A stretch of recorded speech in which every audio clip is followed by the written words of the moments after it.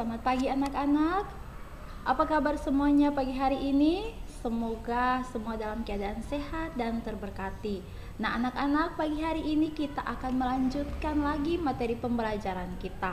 Namun sebelumnya mari kita buka dengan berdoa. Mari kita berdoa menurut agama dan kepercayaan kita. Berdoa mulai. Berdoa selesai. Oke anak-anak, mari kita bersama-sama melakukan tepuk dan salam PPK. Tepuk PPK, religius, nasionalis, mandiri, gotong royong, integritas. Salam PPK, salam cerdas, berkarakter, menyenangkan, luar biasa, mantap. Oke anak-anak, pagi hari ini kita melanjutkan materi kita pada tema 2, subtema 2, pembelajaran 3 dan 4. Ibu akan mengajarkan materi dengan muatan pelajaran IPS. Nah, pada pertemuan hari ini ada tujuan pembelajaran yang merupakan sasaran bagi kita untuk belajar pada materi hari ini. Pertama, dengan membaca teks bacaan dan menyimak penjelasan guru, siswa dapat mengidentifikasi jenis-jenis usaha yang dikelola sendiri maupun berkelompok. 2. Dengan menyimak penjelasan guru dan membaca informasi, siswa mampu menjelaskan pengaruh kegiatan ekonomi terhadap tingkat kesejahteraan masyarakat. Nah, ini 2 tujuan pembelajaran yang harus kita capai pada pertemuan hari ini. Nah, anak-anak, coba perhatikan beberapa gambar yang Ibu tampilkan pada tayangan ini. Nah, gambar-gambar di samping ini merupakan jenis-jenis usaha ekonomi masyarakat, baik di pedesaan maupun di perkotaan. Jenis-jenis usaha ekonomi ini bertujuan untuk memenuhi kebutuhan masyarakat setempat. Orang di desa bertani, orang di kota membuka usaha jasa. Semua jenis-jenis usaha ekonomi ini bertujuan untuk memenuhi kebutuhan hidupnya. Nah, maka apa itu kegiatan ekonomi? Kegiatan ekonomi ini adalah semua kegiatan yang dilakukan manusia untuk memenuhi kebutuhan hidupnya, baik ia hidup di pedesaan maupun semua yang aktivitas ekonomi di perkotaan, tujuannya untuk memenuhi kebutuhan hidupnya. Nah, kegiatan-kegiatan usaha ekonomi itu terbagi atas beberapa jenis. Yang pertama kita lihat jenis usaha ekonomi yang dikelola secara sendiri. Usaha yang dikelola secara sendiri ini pada umumnya memiliki modal yang terbatas dan biasanya dikelola itu secara sederhana saja. Contohnya, usaha pertanian yang ada pada daerah pedesaan, usaha kebun jagung atau usaha persawahan. Nah, ini usaha membutuhkan modal yang kecil dan sederhana. Usaha lain yaitu usaha perdagangan. Ya, masyarakat berusaha untuk membuka kios, toko kecil, ya, atau pedagang asongan, pedagang kaki lima. Ini adalah usaha yang memiliki modal sangat terbatas. Kemudian ada usaha lain yaitu usaha jasa, ya, seperti fotokopian. Nah, ini nampak di daerah perkotaan, usaha pengiriman cepat atau JNE. Dan usaha yang berikut adalah usaha industri kecil. Ya, orang membuat anyaman-anyaman, hiasan-hiasan kemudian dijual kepada masyarakat. Mereka memperoleh keuntungan dari itu. Nah, ada gambar lain seperti beberapa tahun ini banyak masyarakat tertarik untuk menggunakan cincin macan. Contohnya, ada usaha industri kecil untuk menciptakan cincin ini kemudian dijual kepada masyarakat. Nah, ini beberapa contoh usaha yang dikelola secara sendiri dengan modal yang terbatas dan dikelola secara sederhana. Kemudian yang kedua, usaha yang dikelola secara berkelompok. Nah, usaha yang dikelola secara berkelompok ini harus dikelola secara bersama, baik modal maupun keuntungannya. Jadi, modal awalnya untuk membuka usaha ini harus ada modal bersama, kemudian dikelola juga bersama, dan pada akhirnya nanti jika keuntungannya harus dibagikan juga secara bersama-sama. Contohnya, usaha-usaha yang sering atau sangat terkenal yaitu usaha firma, usaha persekutuan komanditer, usaha perseroan terbatas, usaha badan usaha milik negara, dan usaha koperasi. Nah, mari kita lihat sepintas tentang usaha-usaha ini yang dikelola secara bersama-sama. Pertama kita lihat usaha firma. Apa itu usaha firma? Usaha firma ini adalah usaha ekonomi bersama yang didirikan oleh sekurang-kurangnya 2 sekutu.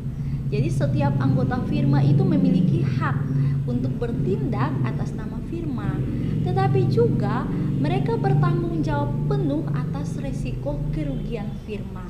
Jadi usaha firma ini biasanya banyak bergerak di layanan konsultasi hukum ya, seperti ada pengacara, orang-orang advokat. Nah, juga bergerak di bidang keuangan.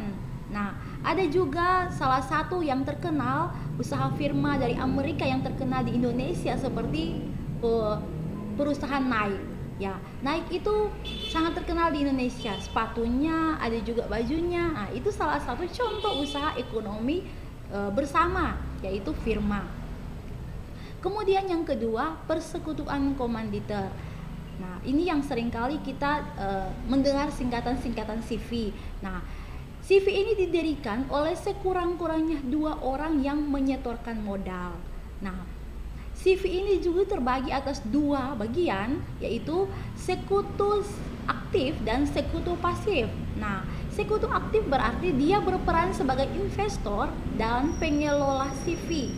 Nah, sementara CV aktif dia berperan sebagai investor saja tanpa terlibat sebagai pengelola CV.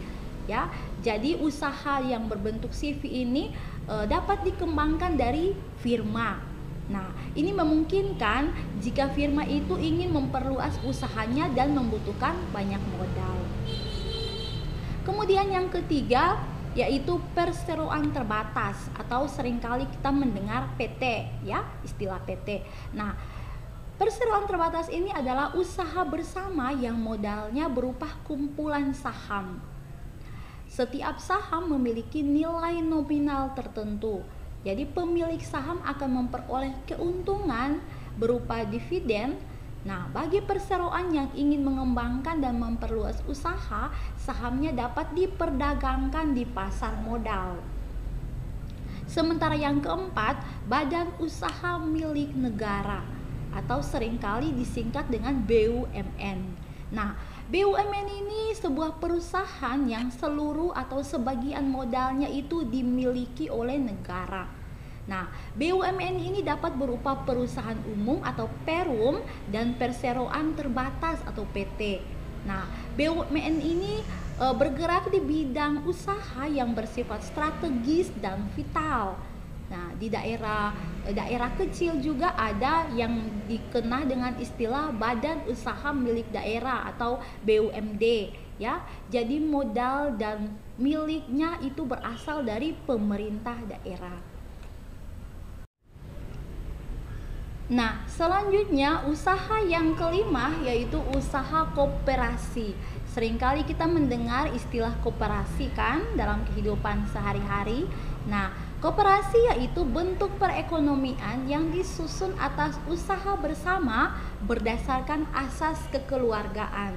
Jadi karena ada relasi kekeluargaan, seseorang mulai mengajak orang lain yang mempunyai relasi, ayo kita bangun sebuah usaha bersama. Nah, usaha itu yang disebut dengan usaha koperasi. Nah, usaha koperasi ini didukung dalam Undang-Undang 1945 pasal 33 ayat 1. Koperasi pertama kali dikembangkan oleh salah seorang tokoh yang terkenal di Indonesia, yaitu Dr. Andus Muhammad Hatta. Nah, atas peran beliau tersebut sehingga ia dijuluki Bapak Koperasi Indonesia. Ada beberapa bentuk koperasi yang mulai berkembang di Indonesia, anak-anak, seperti koperasi konsumsi, koperasi simpan pinjam, koperasi produksi, koperasi jasa, dan koperasi serba usaha. Nah, koperasi-koperasi ini ya disusun atas usaha bersama, ya, atas asas kekeluargaan. Nah, anak-anak, itu beberapa jenis usaha ekonomi yang bisa dimiliki oleh pribadi maupun dimiliki secara bersama-sama. Nah, semua jenis-jenis usaha ekonomi ini tentu mempunyai pengaruh terhadap kesejahteraan masyarakat. Nah, kegiatan-kegiatan ekonomi yang berpengaruh dalam kesejahteraan masyarakat itu tentu tidak lepas dari 3 istilah berikut ini. Pertama, produksi. Nah, kita lihat. Mari perhatikan kegiatan-kegiatan yang Ibu tampilkan pada gambar dalam tayangan ini. Nah, ketiga gambar ini merupakan kegiatan produksi. Nah, seseorang mulai menanam padi, ya, dari menanam kemudian berikutnya dia akan memanen padi. Tahap selanjutnya, padi itu kemudian sudah diolah menjadi beras dan siap untuk dikonsumsi. Nah, kegiatan-kegiatan yang nampak pada gambar ini secara berurutan merupakan kegiatan yang menghasilkan barang dalam rangka memenuhi kebutuhan hidup yang disebut dengan istilah produksi. Nah, dalam kegiatan produksi ini ada 2 orang yang namanya seringkali disebut, ya, yaitu pemilik sumber daya ekonomi dan juga produsen atau orang yang melakukan kegiatan produksi. Nah, pemilik ekonomi ini dia akan mendapat balas jasa dari kegiatan produksi. Sementara produsen atau pelaku produksi dia akan memperoleh keuntungan dari kegiatan produksi. Nah, balas jasa dan keuntungan yang diperoleh ini tentu mempunyai tujuan untuk memenuhi kebutuhan hidup mereka. Kemudian kegiatan yang berikut yaitu kegiatan distribusi. Nah, dalam kehidupan kita sehari-hari tentu kita akan membutuhkan makanan, juga membutuhkan pakaian. Nah, pakaian dan makanan ini tidak akan sampai ke tangan kita dengan sendirinya. Kita pasti membutuhkan perantara. Nah, ini coba perhatikan sistematikanya. Makanan dan pakaian yang berada di daerah tertentu untuk sampai kepada kita tentu kita membutuhkan perantara.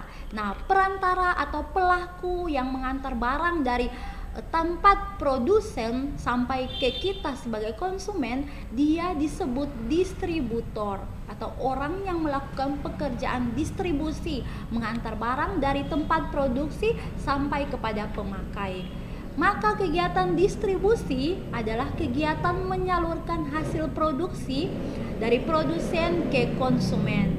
Nah, lancaran kegiatan distribusi barang ini tentu membutuhkan sarana transportasi dan akses yang memadai dengan tujuan agar hasil produksi ini bisa sampai ke tangan konsumen dengan cepat dan tepat. Kemudian istilah yang ketiga yaitu kegiatan konsumsi. Nah, setiap saat kita pasti menikmati makan minum, kita pasti menggunakan pakaian. Nah, kegiatan kita untuk menggunakan pakaian dan menikmati makan minum, inilah yang disebut dengan kegiatan konsumsi. Ya, jadi kegiatan kita di mana kita menghabiskan atau mengurangi nilai guna barang dan jasa untuk memenuhi kebutuhan hidup kita. Jadi kita sebagai penikmat atau pemakai barang dan jasa disebut sebagai konsumen. Nah, untuk kita memperoleh pakaian dan juga makanan, tentu kita mengorbankan uang dan juga waktu, ya. Tetapi selain kita mengorbankan uang dan waktu, kita juga akan memperoleh kepuasan. Nah, untuk mencapai kepuasan dan kenikmatan serta mengorbankan uang dan waktu, itu sudah menunjukkan bahwa kita sudah ada pada taraf hidup yang sejahtera. Nah, ini 3 istilah yang sangat berkaitan dengan kegiatan ekonomi masyarakat. Oke anak-anak, mari coba kita berdiskusi. Ya, tadi itu sudah ada penjelasan Ibu. Coba kalian diskusikan apa pengaruh kegiatan ekonomi terhadap kesejahteraan masyarakat. Nah, kedua, apakah kegiatan ekonomi dapat berdampak positif terhadap peningkatan kesejahteraan masyarakat? Coba berikan penjelasanmu. Nah, anak-anak, sampai di sini untuk materi kita seputaran dengan jenis-jenis usaha bersama dan juga usaha secara individu dan bagaimana pengaruhnya terhadap kesejahteraan masyarakat. Nah, tugasnya ini bisa dikerjakan, bisa dengan diskusikan dengan orang tua dan hasilnya bisa ditulis pada buku catatan kalian. Nah, anak-anak, sampai di sini untuk pertemuan kita. Mari kita tutup bersama dengan berdoa. Mari kita berdoa menurut agama dan kepercayaan kita. Berdoa mulai. Berdoa selesai. Selamat pagi anak-anak.